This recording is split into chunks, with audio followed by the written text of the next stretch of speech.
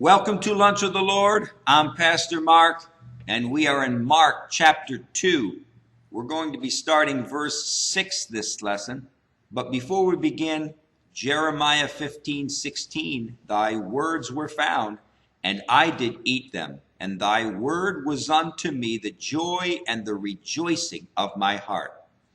Now, the context of verse 6 is that Jesus is standing in this house and, maybe standing or sitting, and this paralytic is laid out in front of him, and Jesus just forgives him of his sins.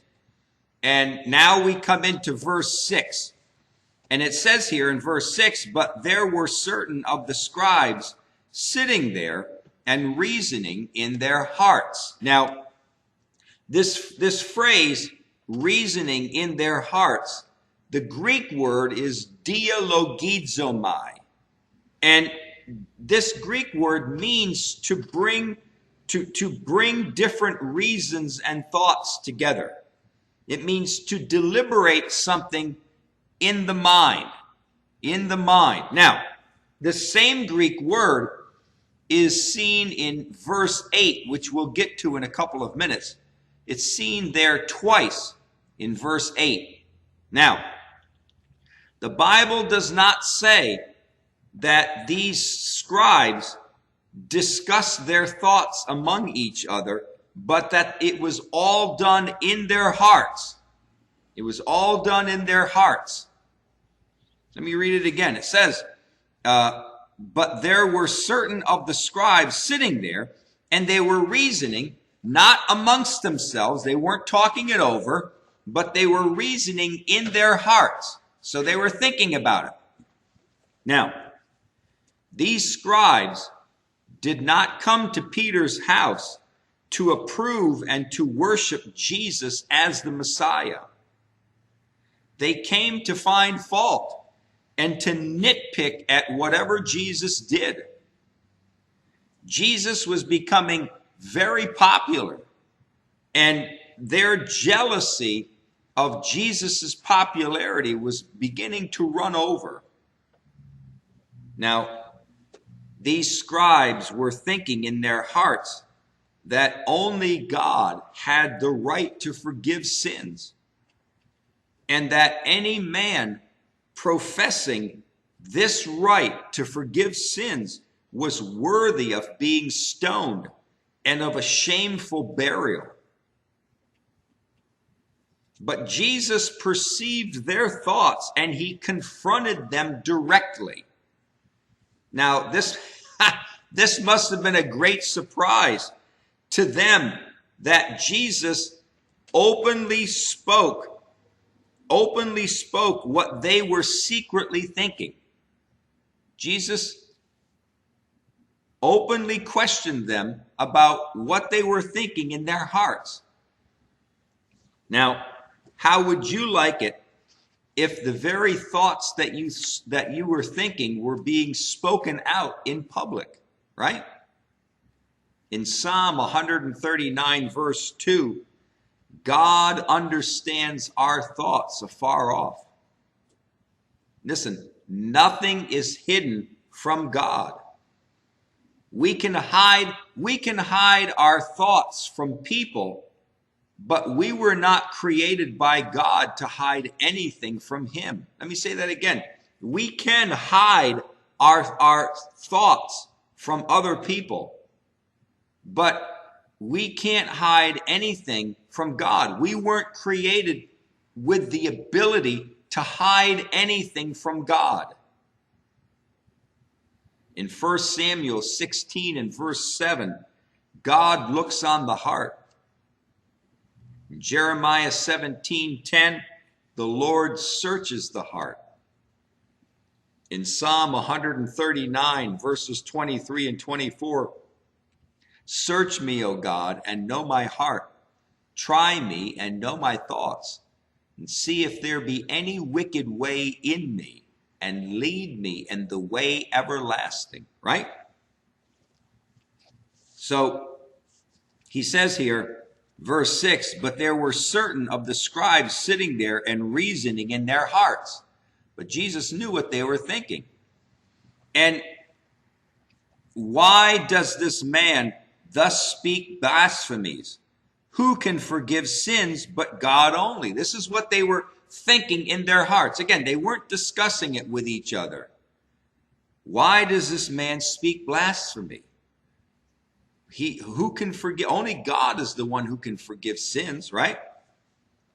And immediately, when Jesus perceived in his spirit that they so reasoned, again, dialogizomai, when they so reasoned within themselves, then Jesus said unto them, why dialogizomai, why reason ye these things in your hearts?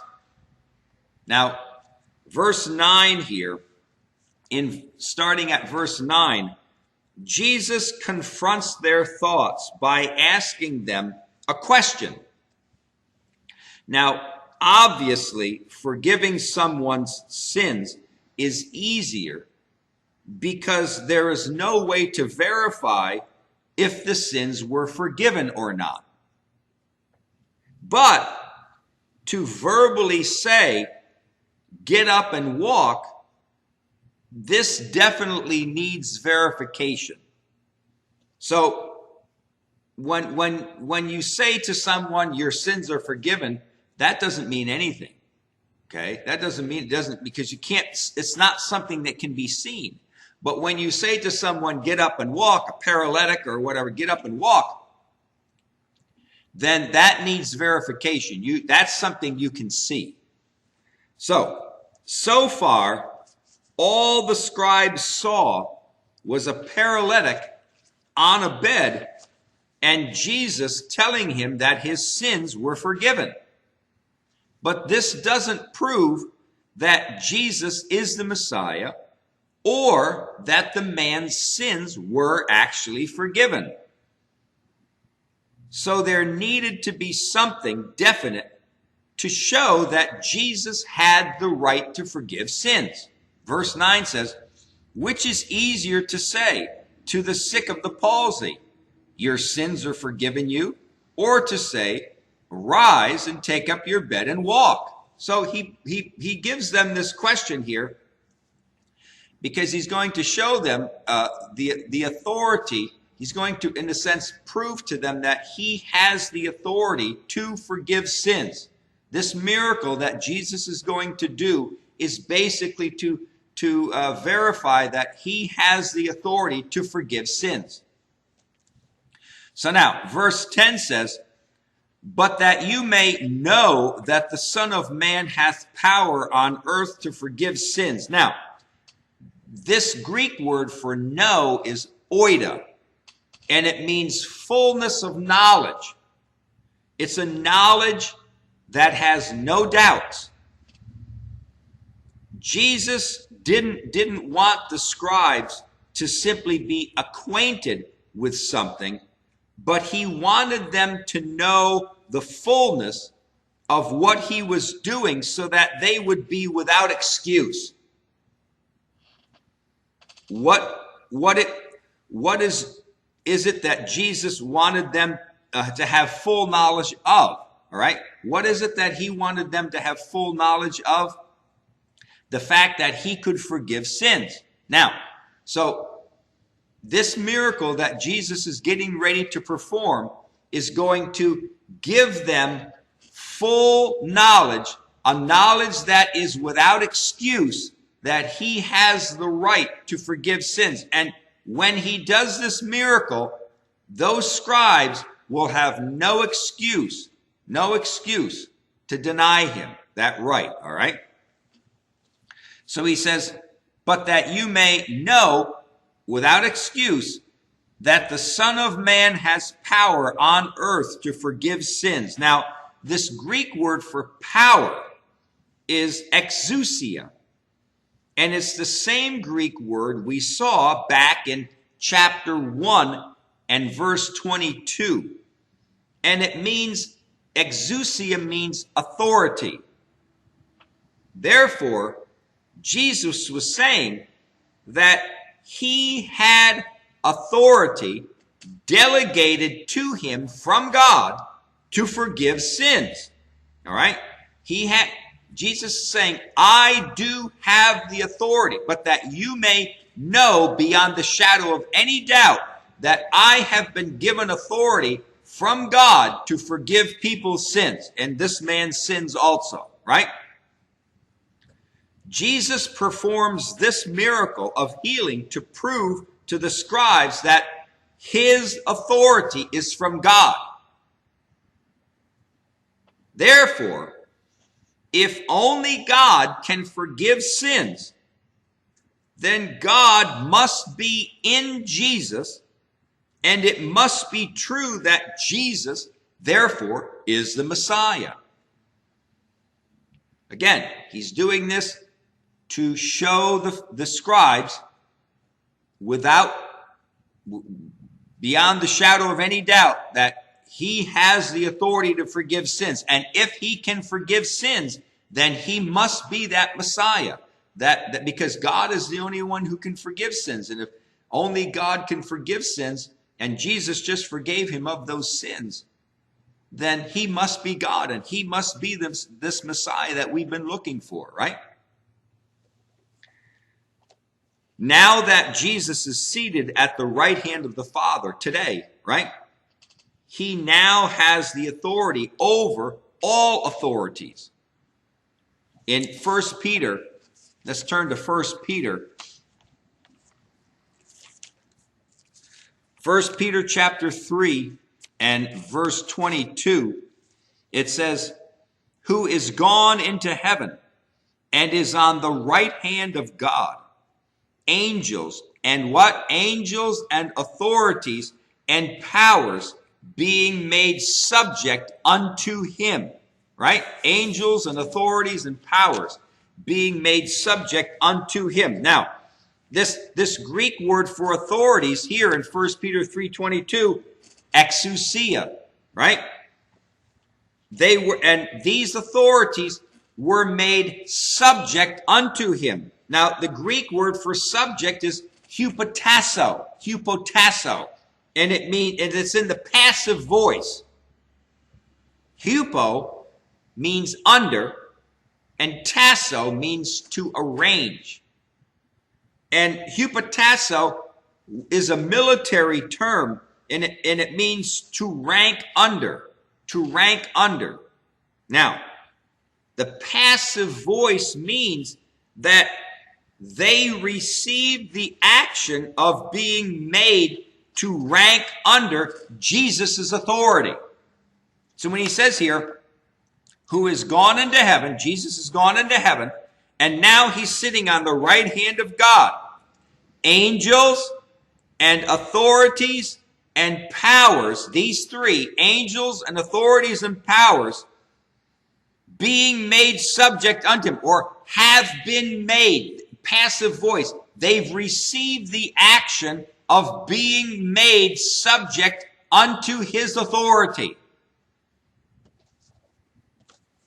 Yet there are Christians today who live their lives as if Jesus had no control or power over situations, right, that they are currently in.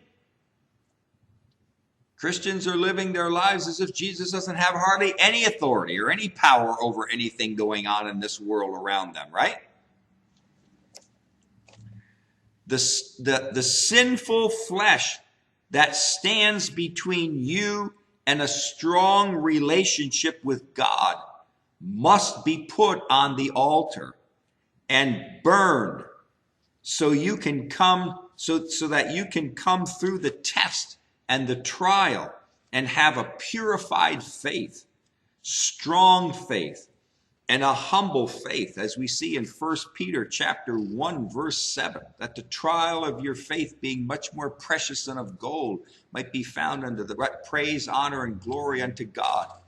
Right? So it's a testing of our faith, the trial of our faith. And our flesh needs to be put on the altar every single day and burned and to be brought under control, under his authority. Because our sinful flesh, if you let it get a hold of you, your sinful flesh will want to start ruling you today. He's going to want to start moving you in directions away from God, down sinful lanes, down sinful roads, disobedient roads. But we need to get up in the morning and determine, we are going to live our lives under his authority, under the supreme authority. God's work in our life is a continual bringing us to the altar that we might put on it our selfishness, our pride, our attachments to this world, which are wasting away, to bring also our family, our work, and even our love for ourselves, and burn it all, that it may be a sweet smelling savor unto God. We need to bring all things in our life we need to bring to God and to his authority, to submit it into his authority. Don't live like the world rules you. Live as a child of the one who rules the world, who rules all of your circumstances. Don't live as a child submitted and as a slave to this world. You live as a child of the one who rules this world, as a one who's guiding you in all your circumstances and situations in life, and he knows everything, right? We know that God knows everything, and he loves us, and he knows every single hair on your head. He knows the number of every step that you took on this earth so far. And if God is interested in every single detail, those details, then God is interested in every single circumstance in your life today, whatever happens. Live as a child of the one who's in ultimate authority. Don't live as one who's submitted to this world's authority. All right? Until next lesson, walk with the Lord. I know he walks with you.